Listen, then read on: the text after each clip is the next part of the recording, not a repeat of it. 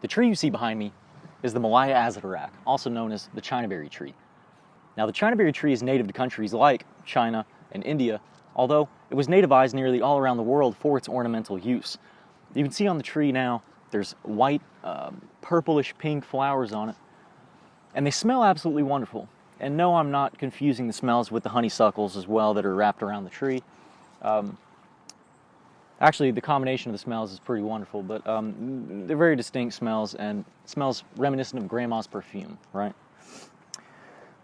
Now, these trees have been nativized all around the world, including 20 different states in the U.S. Here in Northeast Texas, I find them absolutely everywhere. These trees can grow from 20 to 40 feet in height, and supposedly they can grow up to 150 feet. Haven't personally experienced that, but from what I've read, that seems to be the case. And I always find them along bodies of water, like the banks of a creek, or a river, or on the side of a lake like we are today. You might be able to hear those waves pounding up against it. This may be a result, though, of their seeds being buoyant, which end up traveling from their place of origin to a calm area of water, where they can take refuge and take root. Another way these seeds can travel is by birds, which, by the way, absolutely love the berries of this tree. You can find these trees oftentimes by swarms of birds in them gorging on their fruits, making them rain down on the floor, right? All the bird poop and remnants of the seeds. Now, I dispute the berry seeds being able to be eaten by birds, though, as they are very large. Before you go and gorge on these yourself, you might wake up in the ER or might not wake up at all, as the berries should not be eaten, but more on that later. Let's take an up-close look at the Chinaberry and talk identification before we get into the usefulness of this heavily discriminated and adored tree. It would be hard to talk identification of the Chinaberry without mentioning the Western soapberry. To be honest, while looking for the Western soapberry, I actually found a Chinaberry tree and completely mistook it, which led me down the rabbit hole we are in today. Part of the mahogany family with bark that can be reddish or purple, but as it grows, the bark resembles a hickory, with vertical to diagonal flaky ridges. So here we have the leaves of the Chinaberry, right? I'm going to show you all those right here. It's kind of branching off of the bark here, and it looks almost kind of spotted with a little bit of a texture. This tree looks pretty young as well.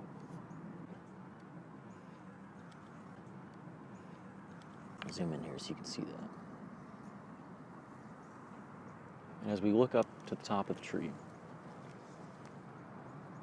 now this is a very young tree, and you can kind of see these flowers here. I might be able to find some on the floor, actually.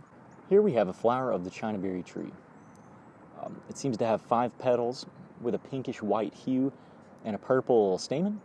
They're all over the plant in mid to late April, that is in Northeast Texas. And that's how I found these plants, right? What I do essentially is look along the canopy, along banks and sides of the lakes, and you would see this pink purple hue up in the canopy, and I'd say, that's a Chinaberry. Now, it's very hard to see right now because a lot of the flowers are dying or dead. They've fallen off, right? Which is good in a way that we're going to get seeds pretty soon here. So I'm going to let y'all get another look here of the Chinaberry.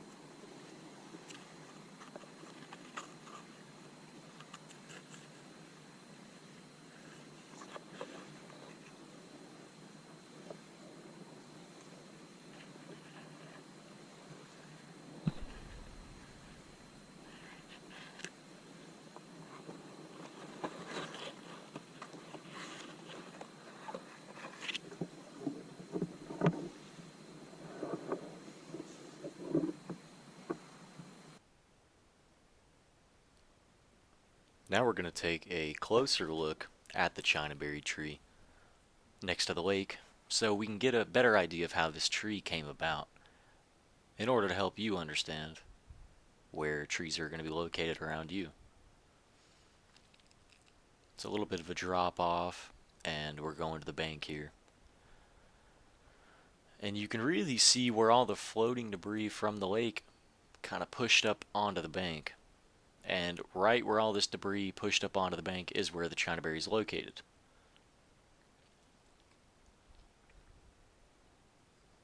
Now this tree right here is not the Chinaberry. Chinaberry's a little bit further back there. You can kind of see that purplish hue of the bark. Floating Gatorade bottles, styrofoam, things that float end up there. And you know, it's no surprise that we found the Chinaberry tree here, because the seeds probably floated in from a different part of the lake. Now there are no calm areas necessarily right here. I mean, maybe right over there in that corner, but for the most part, you know, there's a little bit of chop there. Now, both of these berries do contain saponins. A saponin, to put it derivatively, is a chemical that works as a soap. For a more technical definition, it is an amphipathic glycoside. Saponins are a rabbit hole all on their own, and are said to be not that well understood. With all that being said, supposedly they're a plant's natural anti-feeding mechanism, so animals don't want to eat them. The opposite being true for birds, because the plant has something to gain from the birds feeding, so the birds don't seem to be affected by this saponin. And like I said earlier, I don't really think that birds do spread their seed too well, just being the size of the seed. Maybe at one point there was some birds that ate them that could eat the seed, but I haven't personally experienced any of that. And this is similar to how capsaicin in the spice of peppers works, right? Birds aren't affected by the spiciness of capsaicin. And the pepper plant has a reason for that, to let the birds eat them and then spread the seeds, spread the royal oats, if you will, of the plant there. Saponins can be found in things as common as oats. Think, the oat bath for itchy skin type situation. That might actually be saponins having an effect there. Or as uncommon as the sea cucumber. Many people will sell the western soapberry online for a lot of money, which is silly, because the berries literally grow on trees everywhere. A lot of people use the berries as a counterculture soap, only one ingredient, natural, organic type thing, right? And more power to them. This idea isn't anything new, in fact. The idea is probably as old as bathing itself, because it is said the Native Americans would use the berries to wash themselves. And the same being true for the Chinaberries in places like India and China. What's odd, though, at least to the Western world, is the disdain for Chinaberries. They are said to be invasive, poisonous, dog-killing, child-killing, threatening to nature, wildlife, and a kill-on-sight plant, right? If you see this plant, it's an invasive species and you need to, get a hatchet and cut it down immediately, right? And I find there's a similar attitude with like gar and carp, things like that, right? Just a reason for people to, let's go kill stuff. And there is like some aluminum issues in the soil and things like that, but a well-balanced ecosystem shouldn't have any problem with things like that. There isn't much information on their use as a soap like there is the western soapberry. The Chinaberry is not natural to North America, so by default it is taking up space that could be used by native plants, and animals have been known to get sick and die from the berries, like dogs, things like that, inducing vomiting when they eat them with hydrogen peroxide, all that good stuff. But on the other hand, I feel as though this plant is very poorly understood. Its medicinal value could be profound, and its use as a soap could change the way we view soap today. If you've ever smelled a broken Chinaberry, you might know why they aren't as popular as the western soapberry. They smell unpleasant to me like Play-Doh, but to my fiance like vomit, and women tend to be more perceptive of smells anyway, so you can take her word for it on that. Not something you would want to wash your hands with, or for that matter, your whole body. The smell could be the reason for its disdain, or maybe it's the neurotoxin it contains. Called a Melia toxin, or a tetranortriterpenoid. And another tetranortriterpenoid you may be familiar with that you didn't even know of is azadirachtin, the active insecticide and neem oil. If any of you are into organic gardening, you might be familiar with neem oil as a great alternative to kill different bugs like aphids and things off your plants without actually harming yourself or the plants, right? Now, I don't know if azadirachtin is the insecticide neurotoxin or tetranortriterpenoid in the Chinaberry. You know, I've heard it's malattoxin, but it doesn't go into too much detail about what malattoxin is. Either way, the Chinaberry has neurotoxic effects when consumed. So don't eat it. Don't even think about it. Don't let people, you know, oh, just eat it. It's, yeah, you don't want to do it. Now, the Chinaberry also has these insecticidal properties. Studies have been done grinding the seeds and using them at low dosages to completely eradicate mosquitoes or inhibit their larvae from developing into adults in bodies of water. It inhibits it mimics a hormone that, I guess, prevents larvae from reaching into adulthood, thus disrupting the cycle, thus killing them off. And it also kind of kills them as well in certain ways. Very interesting, right? We'll come back to that in a little bit. The Chinaberry was also used in Chinese medicine as a topical, like a topical ointment, if you will. You know, anti-parasitic, antifungal, curing all kinds of different things like ringworm. And this is just the surface level of presumably thousands of chemicals that are yet to be studied about this plant. Likewise for just about every plant. Dozens of which we've already kind of studied, right, and we're finding out so much. For clarification though, malattoxin in this plant is found in virtually all parts. Remember how this plant can be found along waterways? And also remember how this plant has chemicals that inhibit larvae and insects such as mosquitoes? This plant could be keeping mosquito populations down across the world and nobody even realizes it. The thousands of flowers could fall along the sides of berries and into waterways and travel where the water is still and settle, releasing their compounds into the water. And these compounds aren't persistent. They degrade in the water after 100 or so hours, like 50 to 100 hours. Maybe cutting the Chinaberry down isn't such a good idea. And let's think about that for a minute, right? These plants have berries that float and settle along calm areas. And you can hear here where the waves are crashing against this bank all the way from the northern part of this lake. So the river comes down, things that float are settling up against this coastline, and then it's taking root, right? So it's no surprise that we're finding this plant here. And although the water is pretty choppy here, there are little coves and shallow areas along this waterway where mosquitoes are laying their larvae.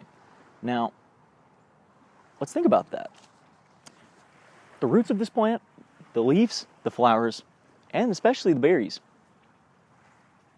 all contain this malattoxin, this tetranortriterpenoid that has insecticidal properties. It inhibits the life cycle of larvae. So, you seeing it? Are you seeing the bigger picture? This plant could be absolutely devastating mosquito populations, and we have no idea. People are cutting it down, right? And then, you know, around 3 a.m., the cities and municipalities are going over with the crop dusters, spraying for mosquitoes because somebody got West Nile in the area. And all we probably had to do was just sprinkle a little bit of berries in some ponds, some creeks. If this plant didn't exist in the Americas, we might have a massive mosquito issue. Maybe more so than we did. Maybe more so than we do now, right? So these are things to think about when dealing with nature. It isn't as straight to the point as people would like to believe, right? There's a lot of different variables and a spider web, if you will, the circle of life, you know.